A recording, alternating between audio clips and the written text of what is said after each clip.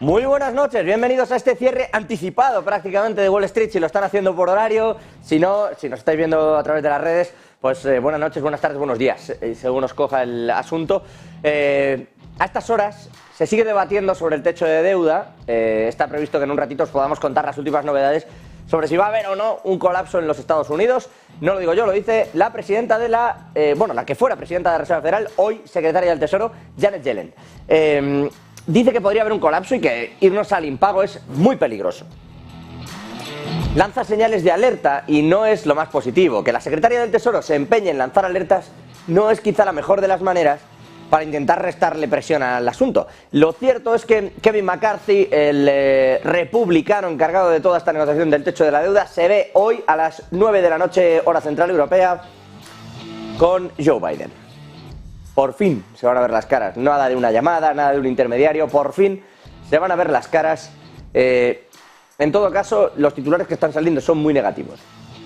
Kevin McCarthy ya está anticipando que el hecho de que el presidente para negociar se haya tomado 100 días, pues no es la mejor de las señales para sentarse, pero que agradece que se sienten y que le gustaría hablar de cosas concretas. No hablar en un sentido amplio de la aprobación del techo de gasto como si los republicanos no quisieran a América y solo los demócratas pudieran salvarlo. Se va a hablar y mucho.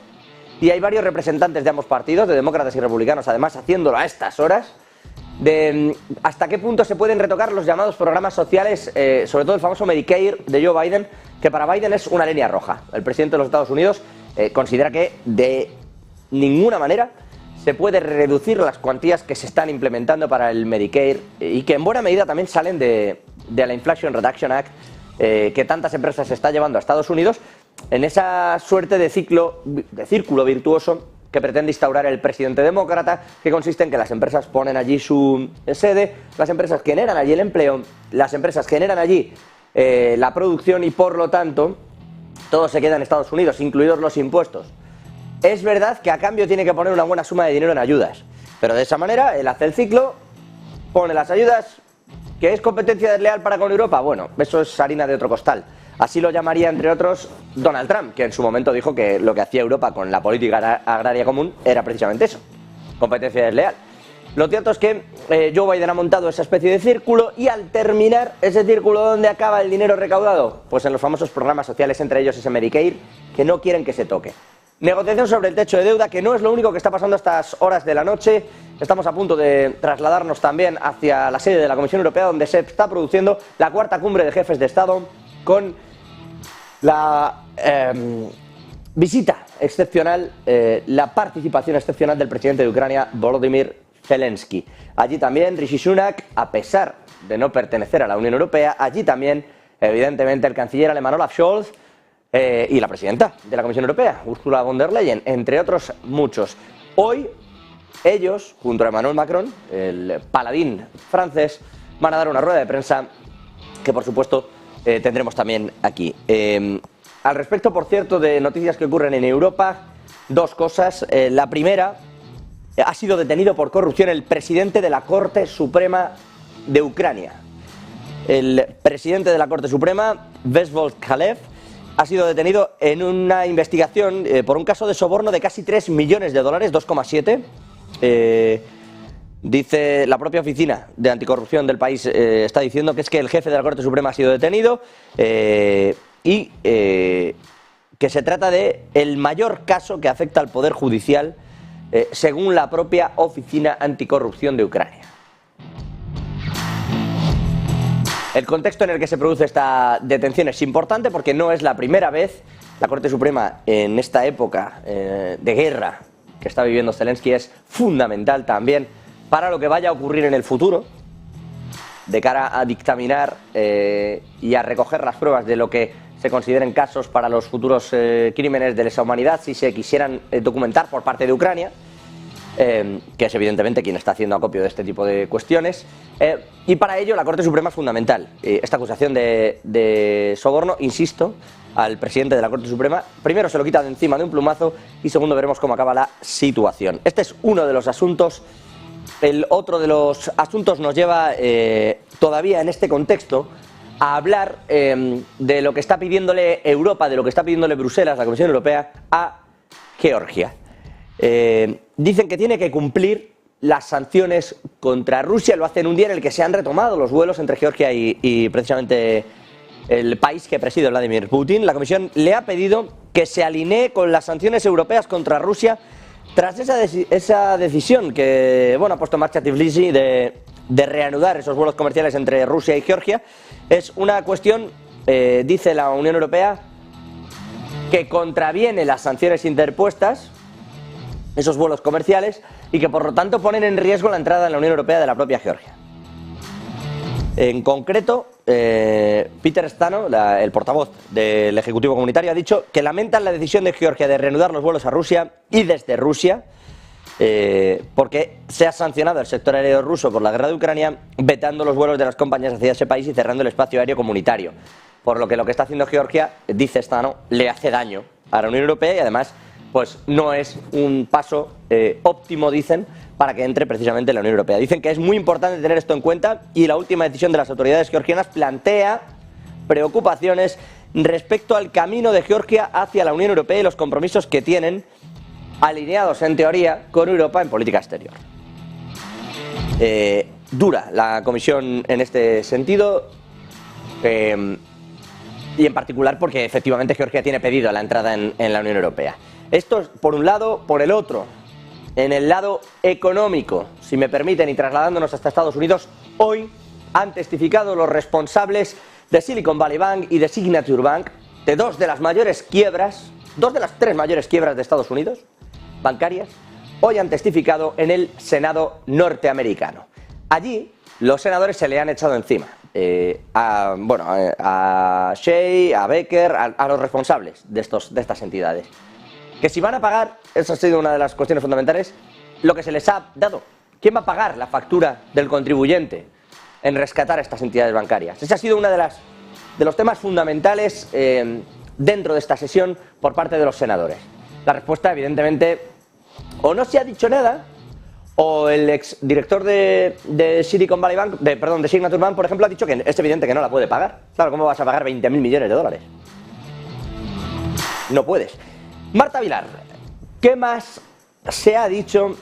¿Qué conclusiones se sacan? Muy buenas noches, de lo vivido en ese Signature Valley Bank y en ese Signature Bank por parte del Senado estadounidense. Cuéntanos. La receta del desastre, muy buenas noches. Ese ha sido uno de los titulares con el que nos quedamos de la comparecencia en el Senado de los Estados Unidos de los exdirectivos de Silicon Valley Bank y Signature Bank, los dos primeros bancos en colapsar en esta crisis bancaria regional de los Estados Unidos. Hoy, como digo, han comparecido ahí el exconsejero delegado de Silicon Valley Bank, también el expresidente de Signature Bank, y han dado cuentas de qué es realmente lo que ocurrió en sus bancos como para que acabaran colapsando. Bueno, ya les avanzo que sutilmente lo que han venido a decir estos exdirectivos es básicamente que no era culpa de ellos, no han entonado el mea culpa y de hecho más bien le han echado esas culpas a la Reserva Federal, pero eso sí, de una manera bastante sutil. Vamos a comenzar por las declaraciones del exconsejero delegado de Silicon Valley Bank. Bueno, pues por aquí esto lo que nos ha dicho el ex CEO de Silicon Valley Bank, básicamente una de las grandes frases es que desde Silicon Valley Bank se toman el riesgo, la gestión del riesgo como algo muy en serio. Claro, eso habría que decírselo también a los de la Reserva Federal,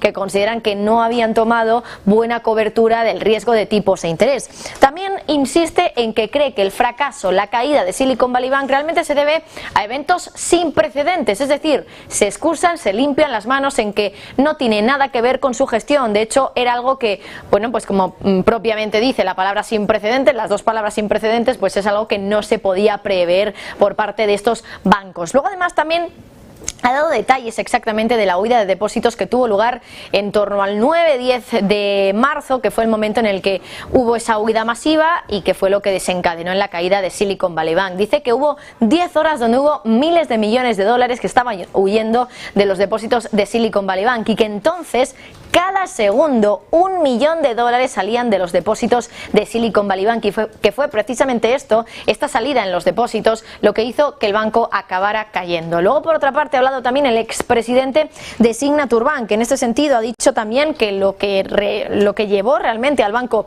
a esa caída, la de Signature Bank, fueron eventos también sin precedentes, algo en lo que, bueno, pues ha estado de acuerdo con su colega, con el ex CEO, el ex consejero delegado de Silicon Valley Bank. Y además también me ha parecido muy curioso lo que ha dicho respecto a lo que opinaba en el momento en el que Signature Bank todavía no había quebrado, pero estaba en el preludio realmente de la quiebra. Porque dice, en ese momento pensaba que el banco era solvente, pero eso sí, asegura, lo que pensaba yo también en ese momento era que el banco podría soportar las salidas de depósitos que estaban ocurriendo en ese mismo instante en el banco, y también cualquier posible salida de depósitos futura. Bueno, a la vista está que no tuvieron razón. En definitiva, el resumen, el titular, que no entonan el mea culpa, y como nos decía hoy también uno de los entrevistados en Negocios de Televisión, más bien parece una excusa infantil parecida a eso de el perro me ha comido los deberes. Bueno, pues este experto nos decía que básicamente se puede resumir en esto lo que hoy nos han dicho los ex consejeros delegados y expresidentes de Silicon Valley Bank y Signature Bank. Todavía en Estados Unidos, enseguida buscamos más noticias. Todavía en Estados Unidos, Sergio Fernández, protagonista dentro del mundo criptos, pero evidentemente de modo general, protagonistas los reguladores que insisten en la entrada y la llegada del dólar digital, pero sobre todo el servicio secreto de Estados Unidos, que usa las criptodivisas a pesar de lo que están diciéndole. Esta y alguna otra cosita más, Sergio Fernández, traes hoy en el Zurrón. Muy buenas noches, ¿qué tal? Muy buenas, José. Pues un día más, seguro que lo adivinas, voy a hablarte del ghosting de la SEC a Coinbase, y es que por fin, después de 10 meses de espera, ha respondido Coinbase, o más bien la noticia sería que no ha respondido, porque una vez más Gary Gensler sigue evadiendo las respuestas. En este caso, entre otras cosas, dice que no tiene por qué hacer una regulación de las criptomonedas. Lo están haciendo en Europa, lo están haciendo en el Reino Unido, lo están haciendo prácticamente todos los países del mundo. Sin embargo, según Gary Gensler, Estados Unidos no tiene que hacer ningún tipo de regulación, no tiene tampoco por qué contestar en este caso a Coinbase, que hay que recordar que es el exchange más importante de Estados Unidos, cotiza en el Nasdaq, desde luego que invierte un pastizal en su país, pero según Gary Gensler, según el presidente de la SEC, no tienen por qué contestar, y de hecho su única respuesta ha sido que para él todos los activos vienen a ser securities excepto Bitcoin. Hace una semana no era capaz, no sabía decir si Ethereum o no lo era. Ahora ya directamente todos los criptoactivos son securities, y además no tienen por qué regular ni por qué seguir avanzando. Lo llevamos contando muchas semanas, José, se están quedando atrás cada vez más, y además hay bastante más noticias, y de hecho en este caso una noticia muy peculiar, porque más allá de todo lo que está sucediendo en el entorno de las criptomonedas, de la industria de las criptomonedas, hemos conocido que el servicio secreto de Estados Unidos tiene criptos. Por una parte, el principal organismo regulador de criptomonedas de Estados Unidos va en contra de las criptos, va en contra de la industria, y sin embargo el servicio secreto ha admitido que tiene criptos no de hoy ni de ayer, sino desde 2017, y además se cachondean y te dicen que tienen, pero es solo por seguridad y por educación, que lo que quieren hacer es ayudar a los clientes. Bueno, en estas estamos, seguimos por supuesto muy pendientes de todo lo que dice Gary Gensler, o de lo que no dice, más bien de todo lo que dice la SEC, y mientras tanto en Europa hoy se ha aprobado oficialmente el MiCA, así que yo creo que ya es oficial. Estados Unidos se queda atrás en materia de criptos, porque las CBDCs cada vez avanzan más y nos la van a colar antes o después, pero Europa es la buena noticia en el día de hoy, y es que por fin han aprobado oficialmente el MiCA y siguen avanzando. Gracias, Sergio. Vamos a hablar ahora de JP Morgan. Jamie Dimon, el hombre que, siendo consejero de First Republic Bank, no veía bien el rescate del banco, no lo veía necesario, que una vez se salió lo vio necesario pero sin una gran apuesta, y que una vez quebró decidió comprarlo. Ese hombre. Jamie Dimon dice que los tipos de interés en Estados Unidos podrían alcanzar, ojo, el 6%. También está diciendo que no están listos ni tampoco monitorizando la posible compra de ningún otro banco. Se hablaba de Western Alliance o de PacWest. No están en eso y no van a hacer ningún otro tipo de compra. Y por otro lado, este es uno de los temas del día. El otro, si me permiten, y sin ninguna duda la noticia económica del día, es el dato que hemos visto esta mañana en China. dato de producción industrial que ha caído un 0,5% en abril respecto al mes anterior en términos interanuales. 5,6% de crecimiento. El problema no es que no esté funcionando, que sí está funcionando y que crece, sino que incluso la propia China, los propios líderes de China, o incluso desde la oficina de estadística del partido de Xi Jinping, se había trasladado, se había dado la sensación de que los datos iban a ser más fuertes. Son algo decepcionantes, pero es verdad que esos datos mensuales, aunque muestran una caída del consumo que se va desacelerando, la realidad es que sigue siendo relativamente sólido, es decir, está dentro de los márgenes que manejaba como previsión el gobierno. En la parte corta, por eso digo que son ciertamente decepcionantes, pero también es verdad, insisto, que están dentro de los márgenes que se manejaban.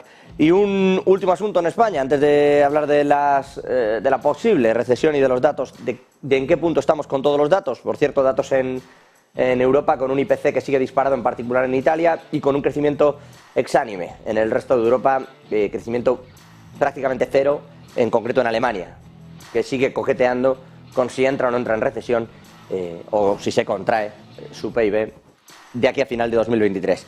Una última noticia, les decía yo, es la COE, la patronal de empresarios española, está alertando del desajuste a largo plazo del incremento de déficit del 2,3% del PIB hasta 2050, como pretende la nueva reforma de pensiones. De hecho, dicen que según esa reforma de pensiones y tal cual está hecho el cálculo, como se van a reducir ciertas horas de cotización, lo que va a ocurrir es que en realidad se están con eso dejando de crear o incluso perdiendo, en base a ese número de horas contabilizadas, cerca de 200.000 puestos de trabajo, 190.000 según el Instituto de Empresa, insisto, y la COE.